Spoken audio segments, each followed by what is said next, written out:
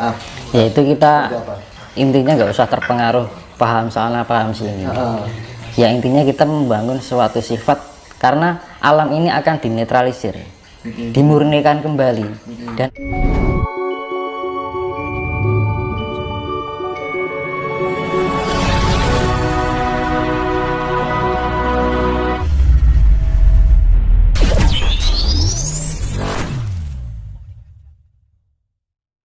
kan makanya kan kerep melek bengi ngelak enak petunjuk ya suka dhewe ya suka alam kan gitu. Jenis petunjuk kan dari segala arah.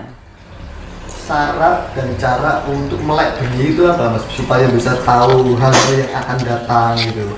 Ya sing penting kita mending jadi niatnya itu bener-bener tulus ora pamrih loh mas. Bener-bener kita ngrasa rumangsa aku iki urip ning jagat iki dikei banyu dikei mangan. Buktiku karo alam ki apa? Aku tak tunjukke, aku ben ana perenungan ning awakku. Apa to kekuranganku selama iki? Dengan perenungan gitu. Usahakan mandi. Mandi setelah jam 12 malam. Mandi itu bagus, itu meningkatkan ion dalam tubuh. Jadi energinya dhewe iki iso terbangun, nyawane dhewe iki iso kan air itu kan bisa menimbulkan tegangan elektrik, Mas. Jadi selama Tenang. ini kita salah persepsi mas, karena ada mitos karena gini, ketika kita mandi di malam hari akan menimbulkan asam urat dan lain sebagainya, itu dari mitos dia. Itu kalau jam di bawah jam 10. Oh gitu. Itu karena pergantian siklus mas, dari siang dan malam ke malam kan gitu. Pergantian siklus dari panas ke dingin. Nah, jam-jam sekitar jam 4 teko jam 09 adus ini kadang rada meriang karena badan itu belum menyesuaikan. Tapi kalau jam 12 ke atas kan kita sudah sesuai dengan suhu. Kita mandi seger itu. Dan itu bisa meningkatkan energi elektrik dalam diri kita. Akhirnya ion-ion kita kan terbentuk aktif. Nah, dari ion-ion aktif itu bisa mengaktifkan sel yang pasif. Kan di dalam tubuh kita tuh banyak sel yang aktif kan berpiro kan. Nah, sel-sel yang pasif itu dengan adanya energi yang masuk itu akan teraktifkan. Nah, orang dengan meningkatnya sel-sel yang dalam tubuh itu meningkatkan frekuensi ya mas. Jadi yang namanya peningkatan indera itu sebenarnya peningkatan frekuensi. Gelombang frekuensi peningkatan pendengaran kita bisa menangkap sesuatu yang tidak ditangkap oleh frekuensi sebelumnya.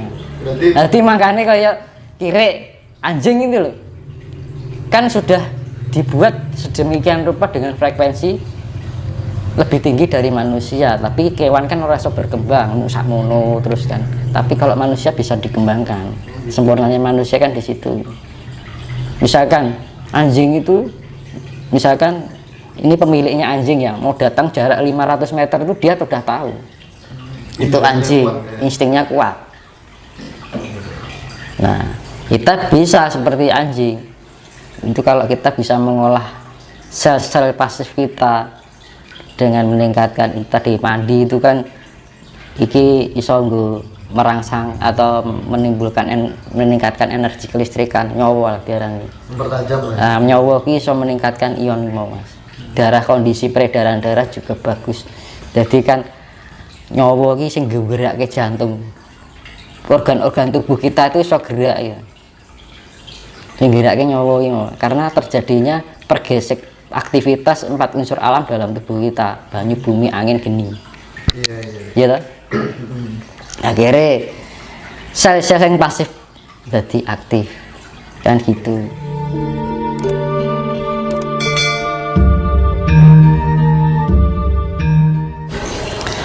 Nah tadi kan sampai itu ya ketenangan kan. Jadi afirmasi pertama relaksasi. Jadi afirmasi rileks, kedua afirmasi tenang, itu tahap-tahapnya seperti itu.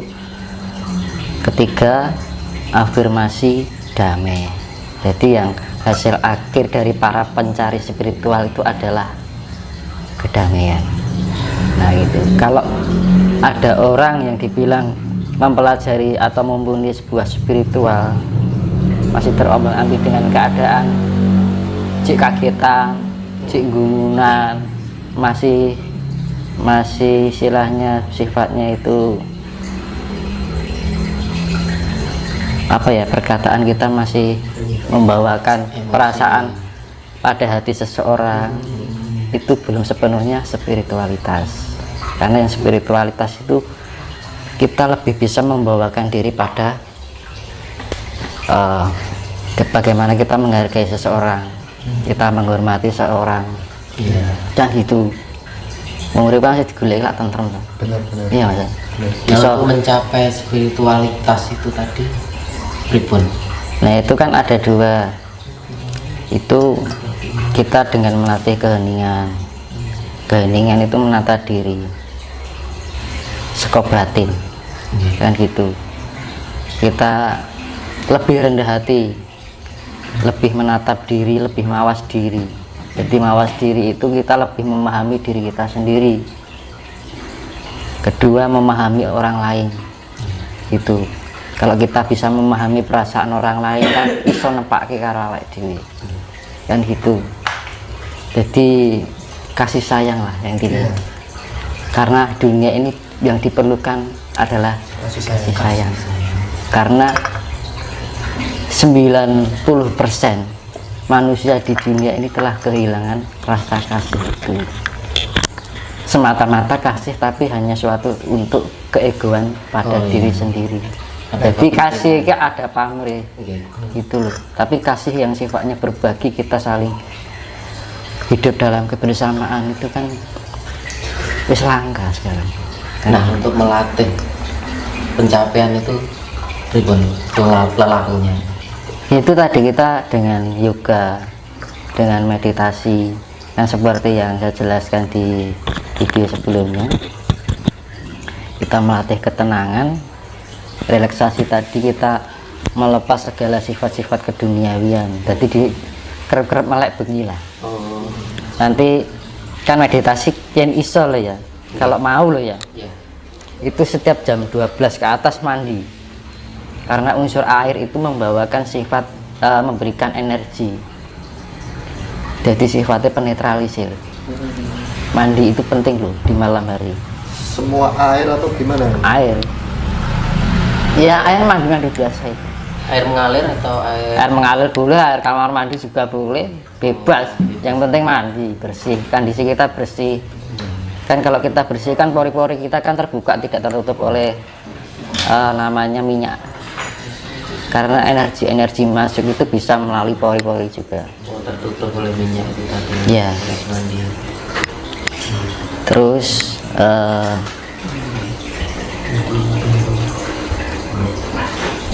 jadi habis mandi kita lebih perenungan ya, karo ngeti langit, cara Islami tafakur. Nah, jadi kita lebih mendekatkan dengan alam. Karo ini karo rokok sama lihat langit kan enak gitu kan. Habis itu kalau itu kan kondisinya rileks ya. Jadi kalau kita sudah merenungi, oh salahku apa ya, kurangku apa ya, itu yang namanya introspeksi diri, mawas diri, memahami diri kita sendiri. Koreksi lah intinya gitu ya. Nah itu setelah itu kita doa boleh, habis doa meditasi. Nanti kalau sudah taraf ke atas adalah melatih yoga. Yoga itu penyatuan unsur cipta rasa karsa jiwa, cipta rasa jiwa lan raga itu menyatu sinkron. Itu tahapnya sudah di atasnya meditasi sebenarnya kan gitu. Kalau kita sudah menyatukan 4 unsur dalam diri kita baru latih yoga. Karena yoga itu sifatnya raga ya, terhubung dengan raga.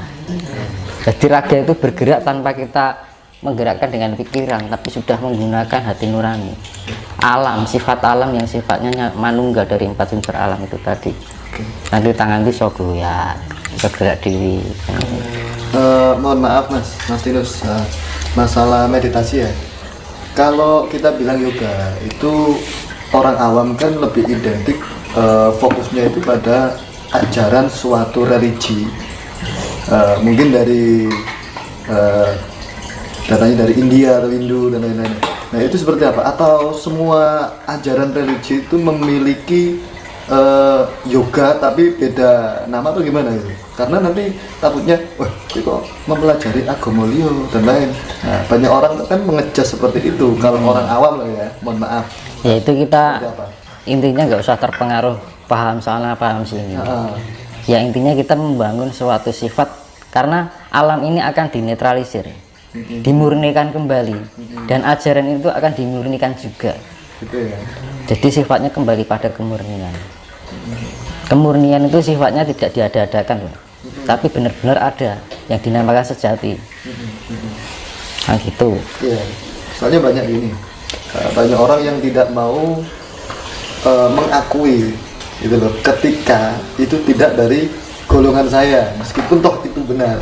Nah itu cara menyikapi hal-hal semacam itu seperti apa gitu. Ya kita ya wong Jawa ki enek-enek anak orang yang seperti itu, kita hanya diam dan mengamati saja. Gitu ya. Gitu. Yang penting ya wis lah ben kono ngono ben ngono kan ngono. Up to you ya. Nah itu kita jadi hidup itu kok ndak kayak kita katut kegowo, malah pikiran kita terbawa negatif. Benar. Nah Sugesti gitu. ya. Nah, yang penting akhirnya nanti ujung-ujungnya kita menilai orang lain, iya kan? Ngejas. Terus akhirnya lali cara ini menilai diri kita sendiri. Jadi ada 3 pemahaman dalam hidup ya, itu kalau saya ambil 3P. P pertama itu adalah pengalaman. Pengalaman itu sesuatu yang dialami dari segala perbuatan kita sehari-hari, itu pengalaman dari proses waktu ya. Kedua itu adalah pengamatan, sesuatu yang diamati dari 5 panca indera kita. Ya, kalau kita sudah mengamati dari pengalaman dan pengamatan itu, kayak paham, baru kita bisa menerapkan dalam diri kita. Syukur-syukur tinggu wong liya, kan gitu. Karena enaknya hidup itu saling berbagi, itu. Dan bisa manfaat. Dan jangan sampai kalau sudah pintar, jangan merasa diri kita pintar, karena asalnya pintar itu adi saka bodho kan gitu. Benar. Kita bisa menjadi kaya asalnya dari miskin kayak gitu. Itu namanya wong Jawa ngarani wong ki ngrumangsani gitu. Oh gitu ya. Kita menjadi besar asalnya dari kecil. Nggak mungkin tau tadi gede mesti tadi bayi sik tau. Nah gitu. Barang enak cah cilik ngene dilok kowe cah bayi kan enggak, walaupun itu anak yang di usia muda. Itu dihargai. Jadi sifat menghargai itu tidak pandang usia. Justru kita yang lebih tua dari, misalkan lebih muda, kita memberikan contoh yang baik dan memberikan dukungan yang baik. Benar. Itu Iya. itu yang namanya hamemayu hayuning sasono. Jadi kita lebih memberikan motivasi. Kalau kita sudah merasa pintar atau nggak merasa pintar, kalau kita sudah bisa memahami, kita memberikan motivasi. Yang tidak mengerti biar mengerti, ayo toh. Itu ada kebersamaan. Tapi nek rumoso pinter terjadi perselisihan. Nah dunia ini kan hancur-hancuran gara-gara itu kan. Nah ini mau sampai kapan gitu. Akhirnya apa? Alam yang bertindak, karena sudah terlalu banyaknya sifat-sifat yang seperti itu. Nanti saya jelaskan, nanti saya hubungkan dengan kaitannya yang akhir zaman itu ada hubungannya dengan kisah wayang, yaitu Baratayuda Jaya Binangun. Jadi masalah itu nanti kalau kan manusia kan diberi 5 indera yang sudah bawaan dari lahir ya, perasa, penciuman, peraba, penglihatan, dan pendengaran. Nah, dengan kita bisa melatih spiritual itu, kita bisa meningkatkan tingkat kefokusan dan kesadaran kita. Jadi tujuan spiritual kan di benak dhewe luwih fokus, luwih tenang, ya kan, luwih sadar.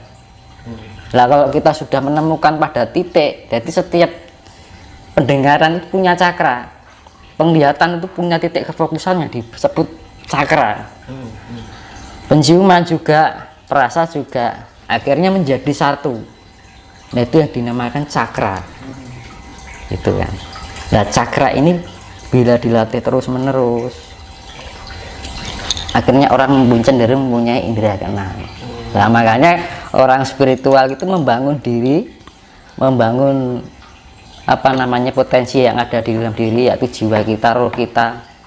Akhirnya orang cenderung mesti mengkait-kaitkan dengan gaib, padahal fungsi utama kan kita hanya untuk mencari ketentraman. Benar. Ya. Berarti garis besarnya indera keenam itu bisa dipelajari Mas ya? Indera keenam itu sifatnya horizontal. Horizontal ya. Ya, horizontal itu lingkup bumi. Iya. Jadi macam-macam, bisa menerawang, akhirnya bisa pengobatan, macam-macam. Itu indera keenam. Bisa ketemu leluhur itu, bisa ketemu siapa yang nggak kelihatan, leluhur kita, mbah-mbah kita bisa telusuri. Nah nanti diolah lagi terus cakra kita diolah di 4